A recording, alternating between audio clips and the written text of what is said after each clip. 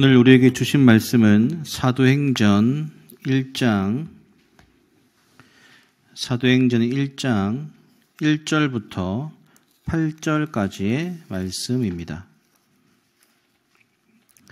사도행전 1장 1절부터 8절까지의 말씀을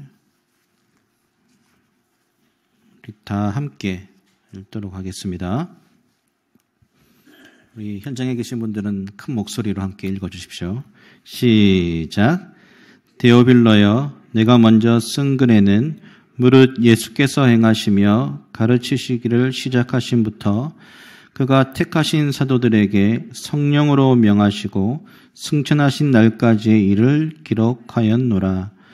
그가 고난받으신 후에 또한 그들에게 확실한 많은 증거로 친히 살아계심을 나타내사 40일 동안 그들에게 보이시며 하나님 나라의 일을 말씀하시니라. 사도와 함께 모이사 그들에게 분부하여 이르시되 예루살렘을 떠나지 말고 내게서 들은 바 아버지께서 약속하신 것을 기다리라. 요한은 물로 세례를 베풀었으나 너희는 몇 날이 못되어 성령으로 세례를 받으리라 하셨느니라.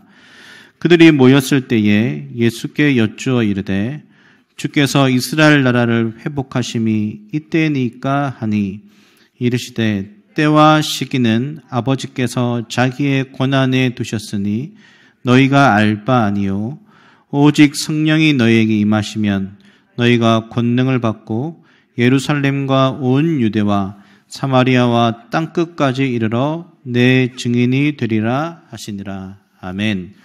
시간 사도행전과 하나님 나라라는 제목으로 오늘 이제 이 사도행전 마지막 말씀인데요. 그동안 목사님 20번의 말씀 전해주셨는데 그래도 나오실 때 가정의 달이니까 큰 박수로 우리 목사님 물을 뿜어내고 계시는데 지금 네, 큰 박수로 우리 환영해 주시기 바랍니다. 우리 박수!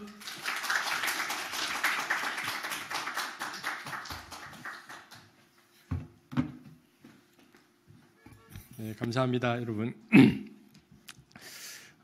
작년 가을에 그 사도행전과 하나님 나라라는 제목으로 이제 말씀을 전하기 시작해서 계절이 3번 지났습니다.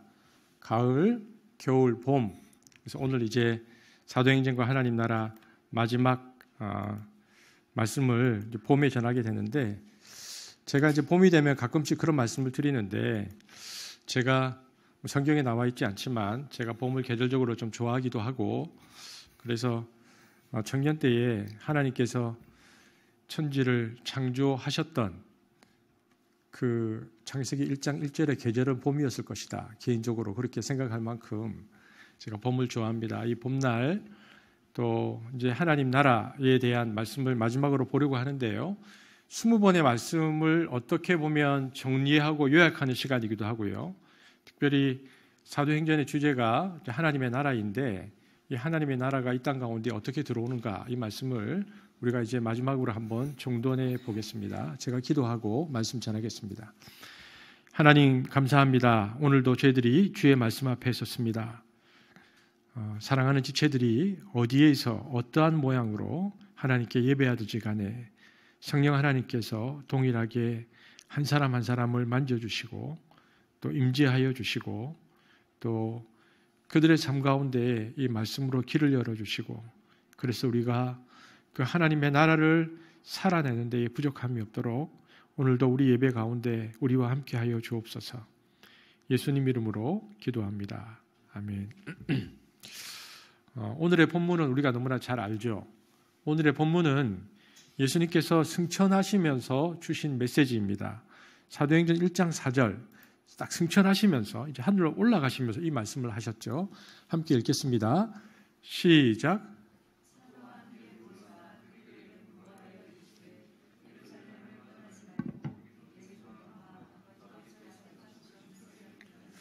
여러분, 우리는 이 말씀을 어떤 관점으로 해석해야 할까요?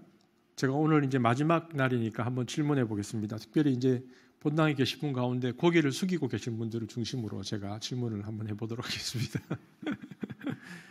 우리가 성경을 읽을 때 있잖아요. 어떤 본문 앞에 서면 일종의 편견 같은 게 있습니다. 그러니까 이 본문은 당연히 이렇게 해석해야 된다는 선입견 같은 건데요. 여러분 사도행전 1장 4절 이 말씀을 여러분 너무나 잘 알고 계시는데 여러분 이 말씀을 개인적으로 어떻게 이해하고 해석하고 계십니까? 그냥 개인적으로 생각할 수 있는 시간을 제가 잠시 드리겠습니다. 그냥 속으로. 내가 이 말씀을 들으면 본능적으로 나는 이 말씀을 어떻게 나는 그냥 해석하고 있을까? 내 몸에서 어떻게 반응할까? 자, 이 사도행전의 전체 주제와 같은 이 말씀, 그러면 이제 우리가 사도행전을 20번째 설교를 마무리하면서 이 말씀을 어떤 관점으로 어떻게 해석해야 할 것인가를 오늘 나누려고 합니다. 여러분 사도행전 1장 4절을 보려면요. 이 말씀 앞부분을 먼저 보아야 합니다. 사도행전 1장 1절에서 3절인데 이 부분을 읽겠습니다. 시작.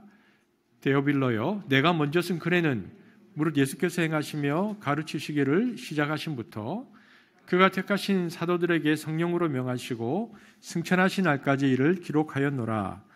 그가 고난받으신 후에 또한 그들에게 확실한 많은 증거로 친히 살아계심을 나타내사 40일 동안 그들에게 보이시며 하나님 나라의 일을 말씀하시니라. 여러분 누가가 이제 누가복음과 사도행전을 기록하면서 사도행전 앞부분을 누가복음을 이어서 쓰면서 뭐라고 썼냐고 하면 예수님은 부활하셔서 하나님 나라라는 주제로 40일 동안 제자들을 가르치셨다라는 걸로 시작합니다. 그분은 부활하셨고 40일 동안 하나님 나라를 가르치셨다. 오늘 본문 좀 띄워주실래요? 나오죠. 3절에 보면은 40일 동안 하나님 나라를 가르치셨다. 그리고 나서 이 제자들을 땅끝까지 파송하시는데 1절부터 4절 말씀을 통해서 그들을 하나님 나라를 다시 한번 40일 동안 가르치시고 그 제자들을 땅끝까지 파송하시면서 하나님 나라가 이 땅에 어떻게 실현되는가를 말씀하고 있습니다. 1절에서 4절. 그러면 어떻게 실현되는가? 두 가지입니다. 첫 번째는 하나님의 나라, 하나님의 통치는 첫 번째 성령의 다스림으로 실현된다. 두 번째, 하나님의 나라는 말씀의 통치로 임하는 나라다. 그래서 여러분, 그것을 말씀하시기 위해서 제자들에게 3년 동안 가르치시고 부활하신 후에 하나님 나라는 주제로 40일 동안 다시 총정리해 주시고 그러니까 하나님의 나라는 말씀으로 임하는 나라다라는 것을 말씀하신 것이죠. 두 번째는 마지막 남은 성령의 강림을 통해서 성령의 충만을 받아야 즉 말씀과 성령을 갖추어야 사도적 사명을 감당할 수 있기 때문에 예루살렘에 오실 그 성령을 기다리라 이렇게 말씀하신 것입니다. 그것이 우리가 조금 전 보았던 말씀이죠. 그러니까 하나님의 나라가 이 땅에 들어오는 방식은 말씀으로 들어오고 성령으로 들어온다. 그리고 말씀으로 훈련되고 성령의 충만함을 받은 사람들이 이제 본격적으로 하나님 나라를 위해서 보내심을 받는 것이다. 이것이 1절부터 4절까지에 있는 말씀입니다. 저는 한숲에 있는 성도들이 하나님의 말씀에 기초하고 또 우리가 성령에 힘입어서 그 하나님의 나라를 살아갈 수 있게 되어지기를 축복합니다. 그런데 말씀과 성령으로 실현되는 이 하나님 나라가 이제 세상 가운데 이렇게 들어오면요. 하나님의 나라가 이 세상 가운데 들어오면 충돌이 일어날 수밖에 없습니다. 왜냐하면 이 세상에는 세상의 나라가 있기 때문입니다. 그래서 이 세상의 나라와 하나님 나라가 충돌이 일어날 수밖에 없는데 그러면 하나님의 나라가 들어올 때 이 세상 안에는 어떤 다스림, 어떤 통치가 있었는가? 여러분 하나님 나라와 반대되는 개념이 세상 왕국들인데요. 세상 나라들이 있었습니다. 특별히 온 세계를 지배하는 슈퍼파워들, 즉 제국들. 예수님 당시에는 로마 제국, 그리고 기독교 2000년 역사 속에서 수많은 제국들이 있었습니다. 그러므로 하나님의 나라가 들어오면 당연히 이 세상에 있었던 그 세상의 나라들과 부딪힐 수밖에 없습니다. 이렇듯 하나님 나라와 인간의 제국들 사이에는 갈등이 있었는데요. 그때에 기독교가 이 하나님의 나라와 세상 나라의 충돌 속에서 어떤 태도를 가졌느냐가 중요한 이슈가 됩니다. 여러분 우리가 잘 아는 대로 유럽에서는 대영 제국이 있었고 또 독일 제국이 있었고 그 다음에 나폴레옹이 황제가 된 당시의 제국적 지배가 있었죠. 그럴 때에 이 세상 제국 속에서 기독교 하나님 나라를 믿는 이 기독교인들은 어떻게 반응했는가를 살펴볼 필요가 있죠. 한국 기독교도 근세사에 보면 일본 제국에 큰 눌림을 당했었는데 그때 조선의 기독교는 하나님 나라를 믿는 사람들로서 어떻게 반응했는가? 그러니까 이 충돌과 갈등을 기독교인이 어떻게 변화시켜 갈 것인가는 하나님 나라에 있어서 굉장히 중요한 주제입니다. 그러므로 우리는 오늘 본문을 이러한 맥락에서 이해하고 해석해야 됩니다. 사도행전을 보는데요.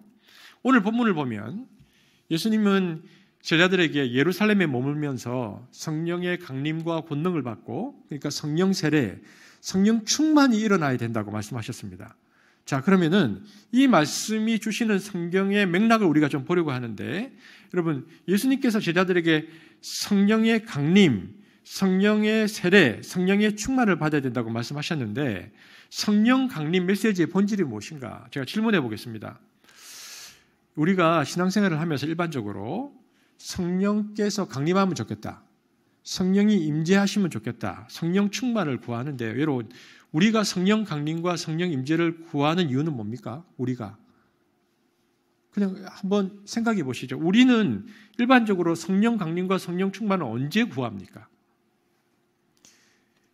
보통 두 가지 때 구합니다. 첫 번째는 개인의 인격적 변화를 위해서 성령 충만을 구할 때가 있습니다. 이것이 늘 기도하는 이유 중 하나이죠. 그래서 성령이 오셔서 나를 변화시켜 주십시오. 두 번째는 복음 전파와 교회의 성장을 위해서 성령 충만을 구할 때가 있습니다. 그래야 전도도 되고 복음이 확장될 수 있기 때문이죠. 그런데 우리가 구할 때는, 우리가 성령의 충만을 구할 때는 내 개인이 변화받고, 그 다음에 교회의 성장과 복음 전파를 위해서 성령 충만을 구하는데, 오늘 예수님께서 제자들에게 성령 강림을 구하라라고 하셨던 메시지는 과연 그런 뜻이었을까? 우리가 구하는 그런 뜻이었을까? 우리가 그런 생각을 보면서 이 본문을 봐야 됩니다. 제자들이 그 예수님께서 8절에 말씀하시기 전에 이렇게 이제 얘기하는데요. 제자들의 이런 질문이 있었습니다. 한번 보겠습니다. 시작. 그들이 모였을 때에 예수께 여쭈어 이르되 주께서 이스라엘 나라를 회복하심이 이때니까 하니, 예수님께서 좀 승천하시려고 하는데 제자들이 마지막 뭐라고 물었냐면, 예수님, 그럼 이스라엘 나라가 언제 회복됩니까? 이런 물었습니다. 무슨 이야기입니까? 여러분, 일제시대에 한국의 독립을 간절히 소원했었던 그 당시에 크리스찬들이 있었을 거잖아요. 그런 일제시대의 크리스찬들처럼 예수님 당시의 제자들은 항상 하나님 나라가 이 땅 가운데 시작되면 가장 먼저 어떤 현상이 일어날 것이라고 그들은 생각했는가? 그들은 하나님의 의로운 통치가 이 땅 가운데 들어오면 제국의 질서, 로마가 하나님의 통치에 의해서 약화되어지고, 그 결과로 이스라엘의 하나님의 통치가 실현되어서 구약시대에 다윗의 왕국, 이스라엘의 신정국가의 독립이 일어날 것이다. 그렇게 생각했습니다. 즉 하나님 나라가 임하면 로마의 통치로부터 이스라엘이 회복될 것이다, 해방될 것이라고 그들이 생각했거든요. 그래서 그들이 예수님께서 막 승천하시는데 마지막 뭐라고 물었냐면, 이스라엘 나라를 회복하시면 이때니까? 라고 질문했다는 것입니다. 이것이 제자들이 예수님께 던진 최후의 질문인데, 예수님이 이제 오늘 성경 본문에 있는 말씀을 하시고 승천하셨는데요. 제자들은 평소에 예수님께 대해 되게 궁금했던 게 있었습니다. 그런데 차마 그 앞에서는 말 못하고 있다가 이제 떠나시니까 너무 급해가지고 최후의 질문을 던진 거죠. 지금입니까? 예수님, 지금 회복됩니까? 질문은 여러분, 그 사람의 본질을 가리킵니다. 이것은 제자들의 숨겨진 속마음, 그러니까 인간적인 마음에서 터져나오는 질문인데요. 예수님, 이스라엘이 언제 독립됩니까? 로마로부터 우리가 언제 해방됩니까? 여러분, 이것은 정치적인 질문입니다. 즉, 혹은 그들에게 어떤 민족적 에토스가 터져나왔다고 볼 수 있습니다. 근데 이해는 갑니다. 왜냐하면 우리가 그리스도인이지만 항상 영혼과 내세, 영생에 대한 소망만 가지고 살 수는 없지 않습니까? 왜냐하면 오늘 우리가 예배드리고 있지만 당장 돈이 떨어지면 식량을 사야 하는 현실의 문제를, 먹고 사는 문제 앞에서 고민할 수밖에 없는 것이 우리들 인간입니다. 그런데 그 중에서도 가장 고통스럽고 모든 삶의 눌림의 원인이 되는 그 문제를 해결받기 위해서 인간들은 노력하는데요. 당시 이스라엘의 2000년 전에 이스라엘의 젊은 청년들, 예수님보다 나이가 조금 어렸던 20, 30대의 젊은 제자들은 그들에게 있어서 무엇이 가장 절박한 문제였는가? 그들에게 있어서는 먹고 사는 문제보다 뭐가 더 중요했냐면 로마로부터 독립은 언제 이루어집니까? 이것이었습니다. 식민지 상태에서 해방이 최후의 질문이었죠. 이 질문에 대한 답으로 예수님께서 그들에게 답하시는 것이 6절에서 8절입니다. 읽어보겠습니다. 시작. 그들이 모였을 때에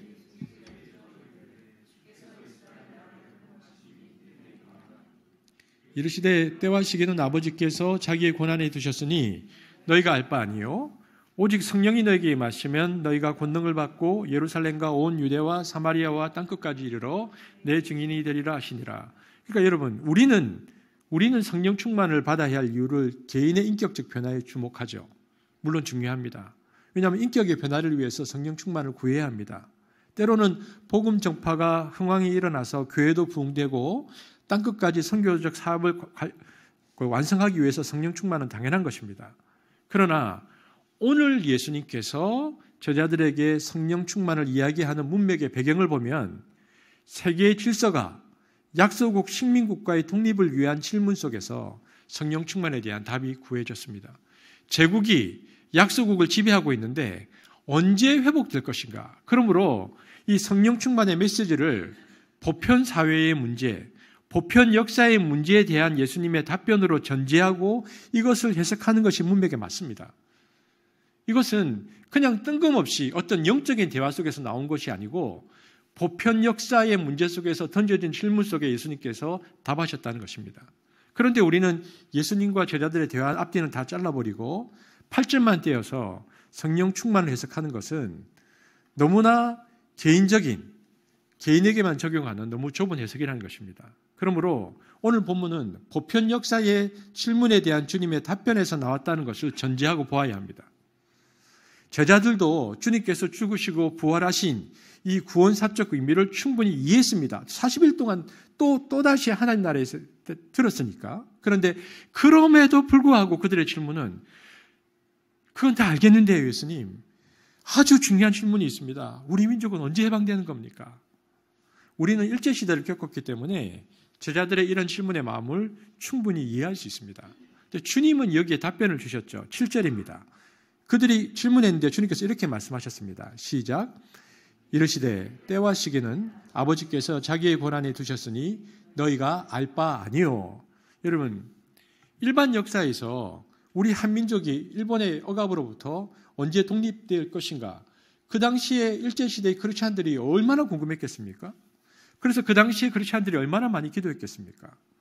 또 예수님 당시에는 로마로부터 해방의 시기에 관한 질문을 했는데요. 그때 그 시기, 그러자 예수님은 그러한 일반 역사의 민족들의 억압과 해방되어지는 그 시기는 누구의 권한이라고 말씀하셨습니까? 그것은 성부 하나님의 권한이다. 여러분, 여기서 알 수 있는 것이 뭐냐? 성부 하나님은 개인을 다스리시는 분이거나 교회 공동체만 다스리는 분이 아니고 혹은 복음 전파에만 관심 있는 분이 아니고 온 세계의 질서, 온 세상의 모든 것을 다스리시는 온 세상의 주관자이신 야훼 하나님이라는 것을 말해주고 있습니다. 하나님은 세상의 모든 질서의 때와 시기를 정하시는 분이다. 그러므로 때와 시기는 누가 결정하시는가? 성부 하나님께서 결정하신다는 것입니다. 어느 민족이 망하는지, 어느 민족에게 원자 폭탄이 떨어지는지, 때와 시기를 이 모든 것은 하나님께서 결정하신다. 그리고 예수님도 있죠. 자신도 재림의 시기를 모른다고 하셨습니다. 마태복음 24장 36절 보겠습니다. 시작. 그러나 그날과 그때는 아무도 모르나니 하늘의 천사들도 아들도 모르고 오직 아버지만 아시느니라. 역사의 모든 때와 시기를 정해서 역사의 변화의 계기를 만드시는 것은 성부 하나님의 권한이다. 성자 예수님도 모르고 사도들도 모르고 그리스도인 우리들도 모른다. 그런데 그걸 안다고 주장하는 사람들이 있습니다. 이게 이단입니다. 모른다는 것입니다.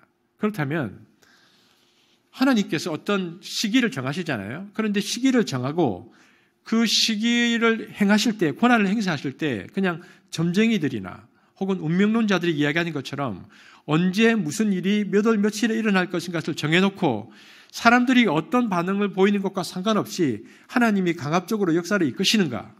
하나님이 이처럼 전제적으로 기계적으로 역사를 다스리실까? 여러분, 성경에 보면 그렇지 않다는 것입니다. 성부 하나님이나 성자 예수님은 인격적인 분이십니다. 항상 자기 백성들과 대화하시고 계시도 주시고 회개케 하기 위하여 선지자도 보내시고 그래서 이스라엘이 죄악으로 인해서 다른 나라로부터 심판받고 멸망받게 되어질 때에도 하나님은 그 원칙대로 하고 싶지 않으신 것입니다. 그래서 어떻게든 회개시켜서 심판을 받지 않도록 하나님께서 애를 쓰십니다. 그래서 선지자를 보내주시는데 이를 듣고 완악하면 때와 시기가 오히려 당겨지기도 하고요. 일찍 올 수도 있고, 요나서 같은 경우에 보면 니느웨 백성들이 다 회개하니까 뜻을 돌이켜서 심판을 연기하여 버리십니다. 요나서 3장 10절 한번 볼까요? 시작. 하나님이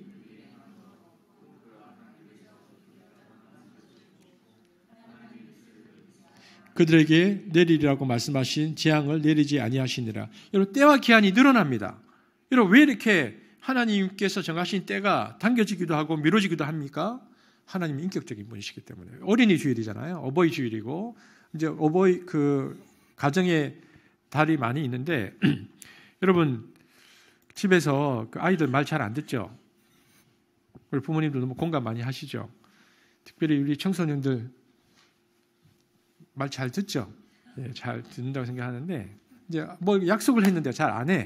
뭐 이제서 컴퓨터를 언제까지 해라. 혹은 이제 약속을 잘 안 지켜져요. 그러면 이제 엄마 아빠가 나중에 참다가 화가 너무 많이 나. 너 이제 이게 옛날에 그러시더라고. 옛날에 강 목사님이 그런데 강 목사님은 그런 얘기를 하시는데 아버지한테 야단 맞을 차라리 야단을 맞으면 좋은데 날 잡는다 이 말이 너무 무섭다 하더라고요. 그 날이 언제인지 몰라가지고 이제 와라. 그래서 아버지가 이제 딱 야단을 치려고 하는데 이제 너 잘못하면 뭐 손바닥 세대다. 근데 손바닥 한 대를 때렸는데 아이가 잘못했다고 막 울면 끝까지 세대 때리는 부모가 어디 있습니까? 울면 그냥 그러다 말지. 마찬가지입니다. 하나님은 우리를 인격적으로 대하시기 때문에 심판이나 하나님이 일반 역사 속에서 뭔가를 결정할 때 계획을 세우고 일방적으로 밀어붙이지 않습니다. 왜냐하면 징벌 자체가 목적이 아니기 때문에. 그렇다면 하나님께서 말씀하시는 그 시기는 어떻게 결정되는가? 하나님 앞에서 사람들의 믿음의 자세, 반응에 따라 달라집니다.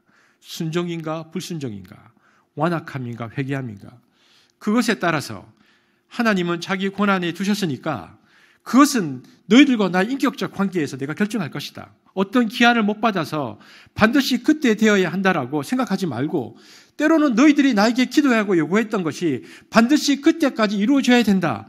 그것은 궁금해하지 말고 자꾸 뚜껑 열어보지 말라는 겁니다. 내가 기도한 게 지금 이루어질 것인가? 지금인가?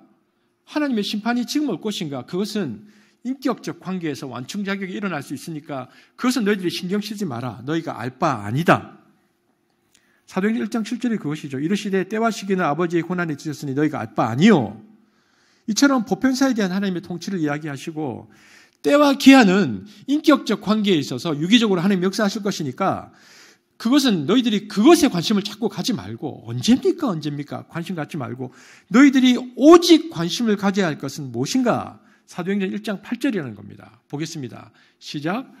오직 성령이 너희에게 임하시면 너희가 권능을 받고 예루살렘과 온 유대와 사마리아와 땅끝까지 이르러 내 증인이 되리라 하시니라. 관심을 어디에 둬야 되냐면 내 기도가 지금 응답될 것인가 나중에 응답될 것인가 그게 아니고, 관심을 어디에 두냐면 성령의 강림을 통해서 권능을 받는 것에, 그리고 주님의 증인으로 살아가는 데에 너희의 모든 관심을 집중하라. 때와 시기는 너희들이 신경 쓰면 안 된다. 성령의 강림을 받고 주님의 증인으로 살아가는 데에 너희의 온통 신경을 집중하라. 우리의 관심은 늘 우리의 문제가 언제 해결될 것인가. 기도를 하는 것도 신앙생활을 하는 것도 우리의 관심은 그것인데, 그것은 인격적인 하나님과의 관계에서 언제든지 유연하게 작동할 수 있고, 오히려 우리가 집중해야 하는 것은 성령의 권능으로 증인의 삶을 살아내는 것이다. 주님께서 그렇게 말씀하셨다는 것입니다.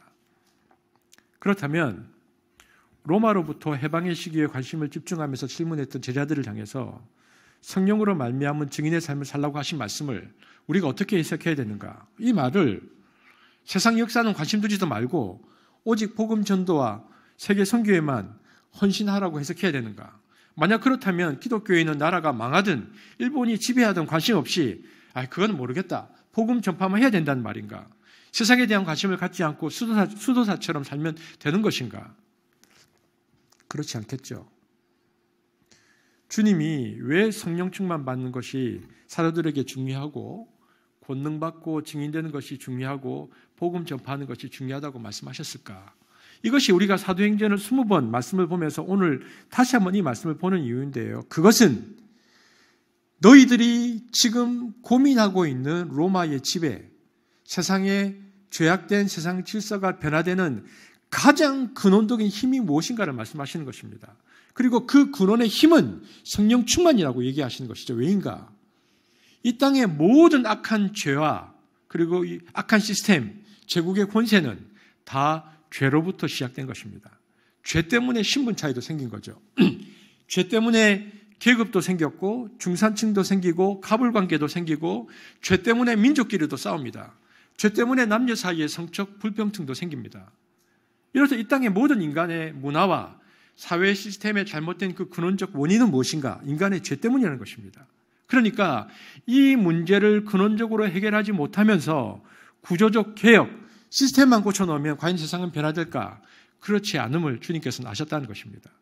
그러므로 그러한 너희들이 지금 로마로부터 해방되는 그런 노력들을 하지 말라는 것이 아니라 사도들에게 너희들은 로마의 지배로부터, 즉 이 땅의 모든 악한 지배 질서를 알고 있고 고통받고 있고 너희가 거기서 풀려나기 위해서 간절한 소망을 가지고 있는 것도 내가 알지만 그 문제를 해결하기 위한 가장 근원적인 힘이 무엇인가를 너희가 알아야 한다. 너희가 먼저 성령 충만 받고 너희가 사도가 되어서 주님의 복음을 전파해서 세상 많은 사람들이 그것을 극복할 근원적인 힘을 갖게 해야 되는 것이 중요하다.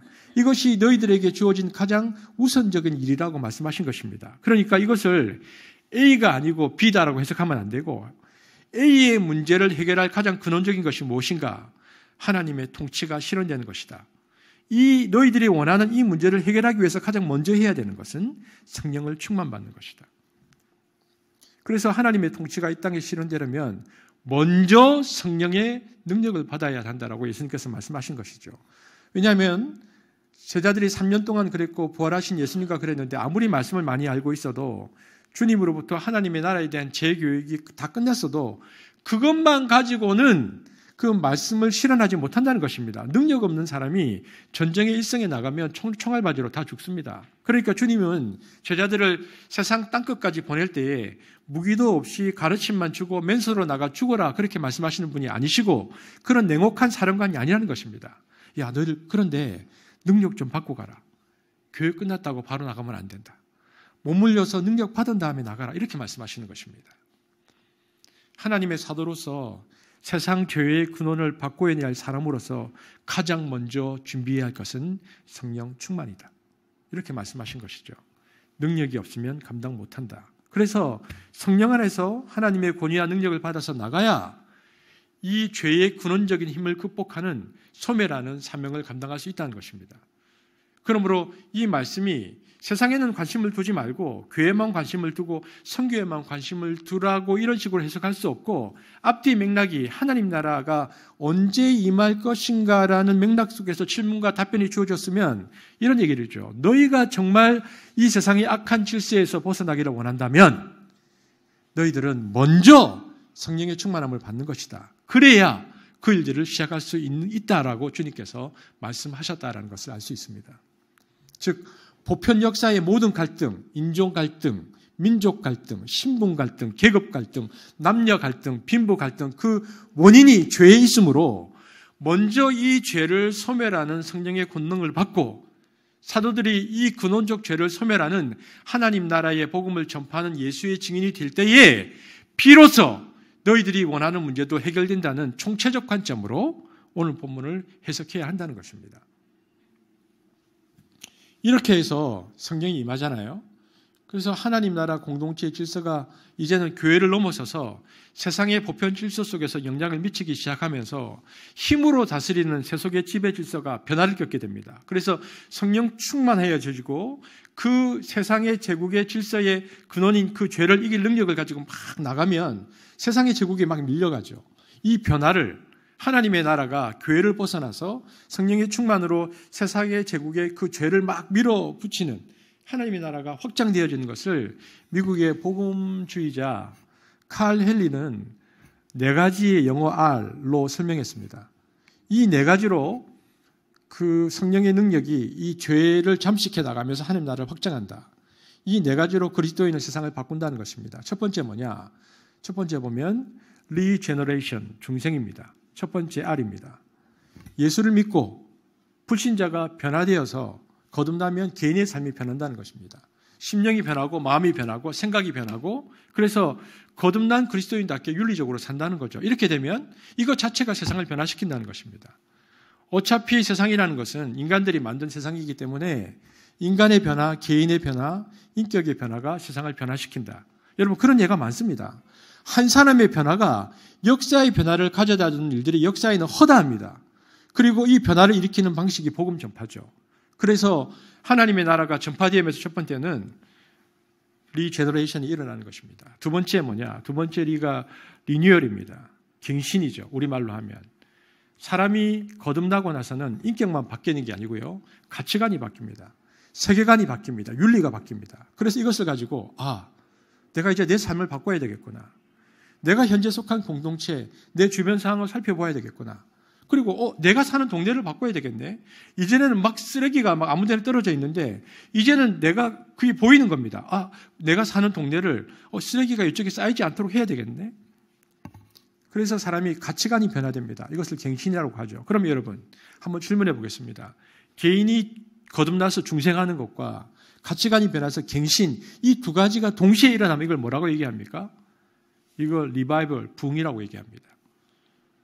부흥은 성령 충만이 한 개인에게만 일어나는 것이 아니고 한 시공간 속에서 여러 사람에게 동시에 일어나는 거죠. 여러 사람이 동시에 회개하고 여러 사람이 동시에 바뀌고 그래서 그 동네가 바뀌고 국가가 바뀌는 것, 대부흥 운동 이런 것들입니다.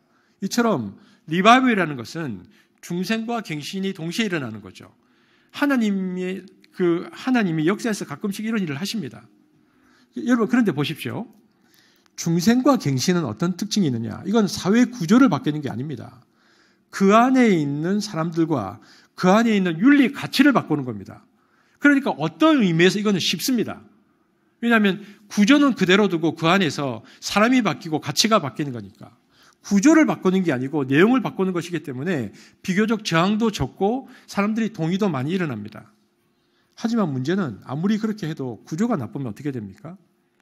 사회가 악한 사회 구조를 가지고 있으면, 그러니까 예를 들면 전제주의, 군주제, 파시즘, 독재 정권, 공산주의 같은 혹은 자본주의 사회에서는 돈 때문에 기득권이 굉장히 강한 갑질 중심의 체제가 심해지면 아무리 개인적으로 변화되고 노력해도 이것은 밑 빠진 독에 물 붓기와 똑같습니다.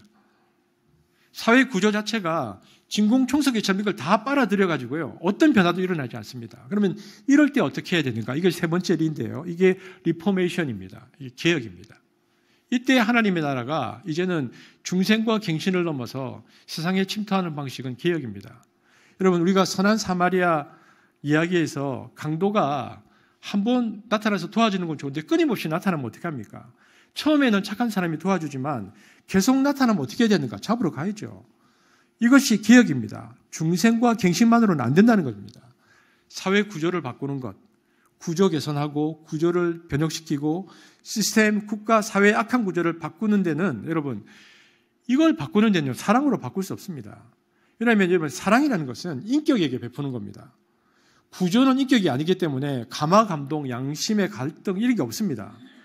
구조라는 비인격체는 한번 시스템이 작동되면 점점 더 강하게 시스템이 강하게 작동되는 경향이 있습니다. 그렇기 때문에 구조를 바꾸려 할 때 거기에 양심에 호소하거나 눈물을 호소해서는 바뀌지 않습니다. 이때 필요한 것은 이 악한 구조를 바꾸는 힘입니다.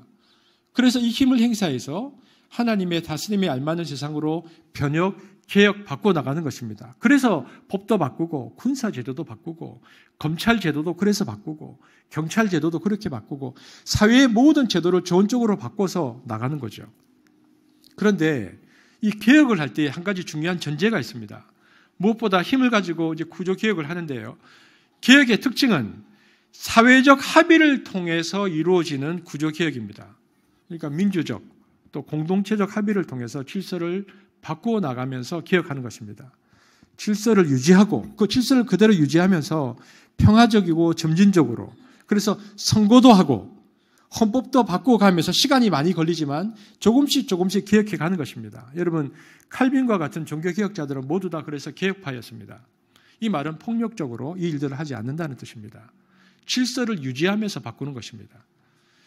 끊임없이 사람들을 설득하고 다스를 만들고 합의를 통해서 법도 바꾸고 사회체제를 바꾸면서 하나님 나라를 조금씩 계속해서 구조를 바꾸면서 실현해 나가는 것이 개혁입니다. 이것이 종교개혁 시대의 개혁운동이었죠. 그런데 여러분, 이 개혁마저 실패하면 어떻게 될까요?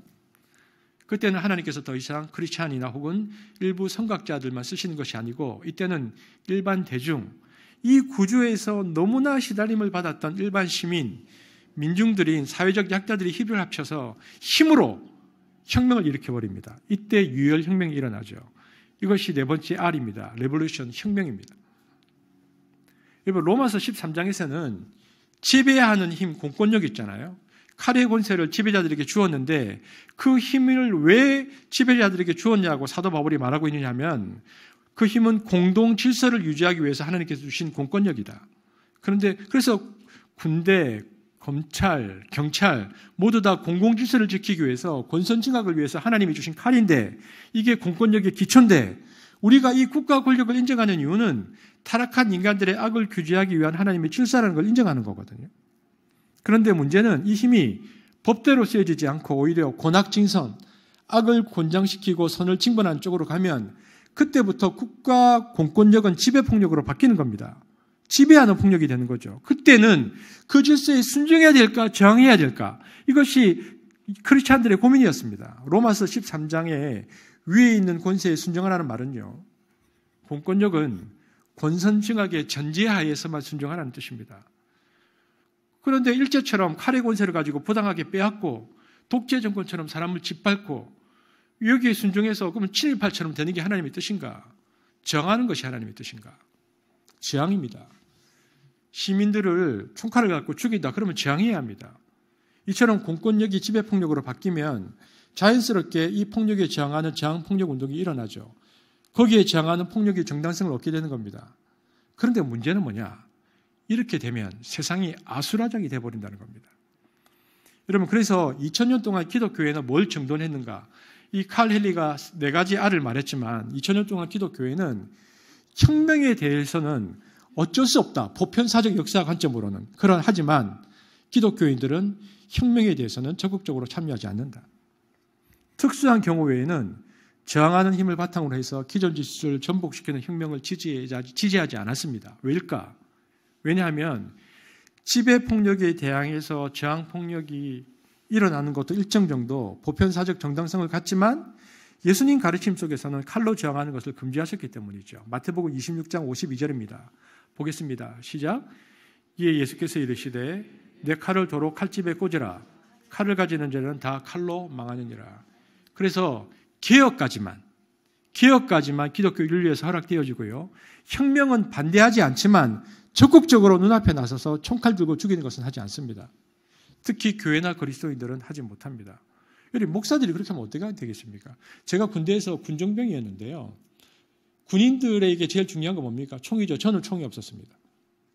저는 제 총을 가져본 적이 없습니다. 왜냐하면 군종병에게는 총을 주지 않습니다. 증오를 넘어서야 되죠. 원수도 사랑해야 되죠. 그래서 혁명은 기독교 윤리에서 지지가 잘 안 됩니다. 폭력 때문입니다. 그래서 개혁주의 입장을 택하면서도 어떤 성도들은 저항하되 어떤 저항을 하는가 폭력으로서가 아니고 순교적 저항의 길을 택해서 그 길을 걸어가는 사람들이 많았습니다. 그래서 예수님 모델을 따르는 사람들은 우리가 한번 공부한 적이 있죠. 패시피즘, 절대 평화주의, 오직 평화만 구하는 방식으로 그래서 저항하되 칼을 들지 않고 죽으면서 저항했습니다. 초대교회 터툴리안 같은 사람이 그랬고요. 16세기 와서는 제세례파 사람들이 그렇고 지금 메노나이트라는 그런 사람들이 그 입장을 취하고요. 여기까지가 기독교 공동체가 예수의 이름으로 십자가 들고 할 수 있는 저항선입니다. 그런데 교회가 개혁도 안 하고 기득권 쪽으로 가 있으면 혁명이 일어난다 그랬잖아요. 기존 종교가 나름대로 가지 않고 기득권 세력과 결합해서 지배 종교가 되어버리면 이 지배체제를 무너뜨리는 혁명을 하면서 지배체제가 가지고 있었던 종교도 다 빼앗아 버립니다. 역사가 우리에게 주는 교훈입니다. 여러분, 프랑스 대혁명은 무신론을 선언한 시민혁명입니다. 그 프랑스 혁명과 굉장히 비슷한 케이스가 프랑스 혁명 200년 뒤에 일어난 그 러시아 10월 볼셰비키 혁명입니다.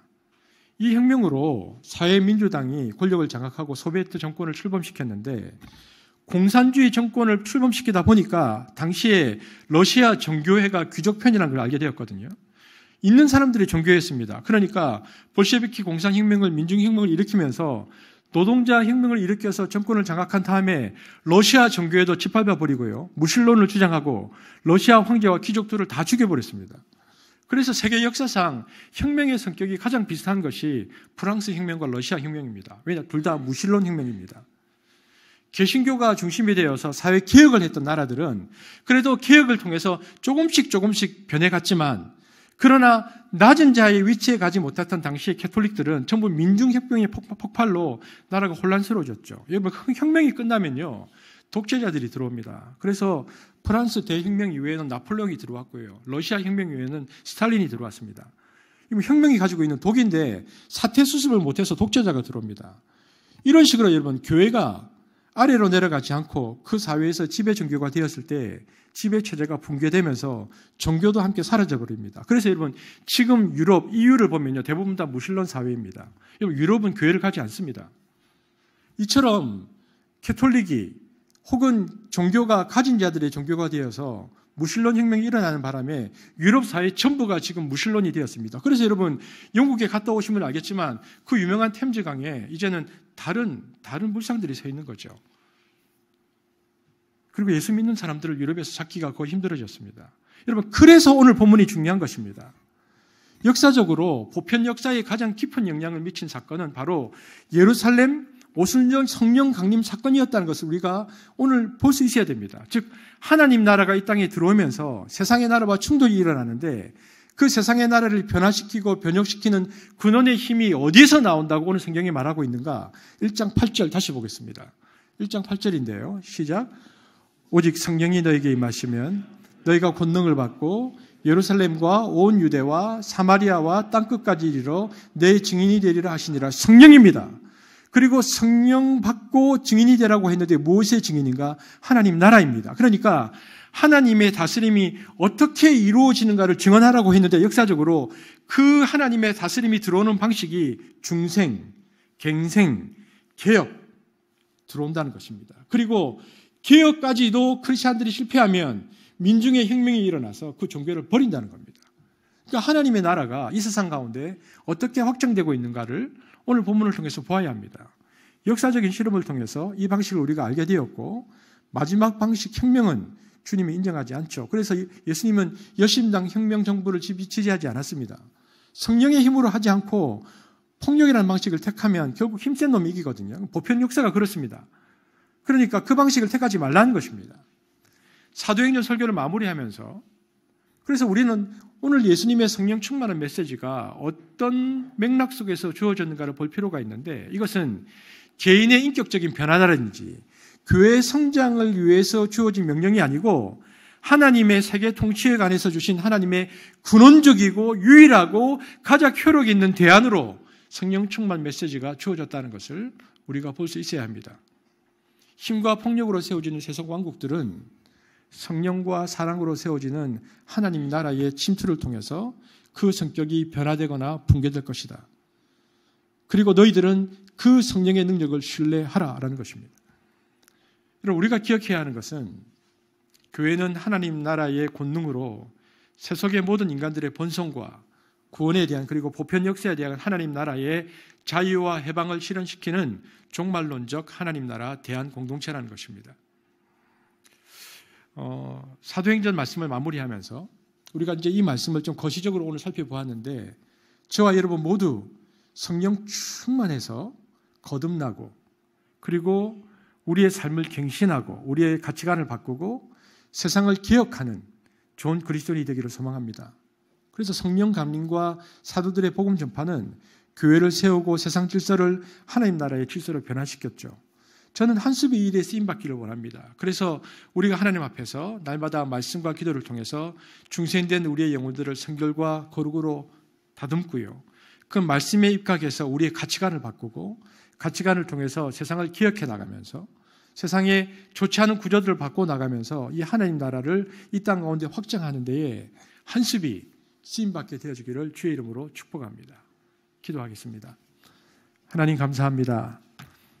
오늘 사도행전과 하나님 나라 말씀을 보면서 하나님은 제자들에게 이 말씀을 주시고 그로부터 2000년이 지난 세상의 역사 가운데 하나님 나라가 어떻게 이 땅 가운데 침투하고 들어오는가를 말씀해 주셨습니다.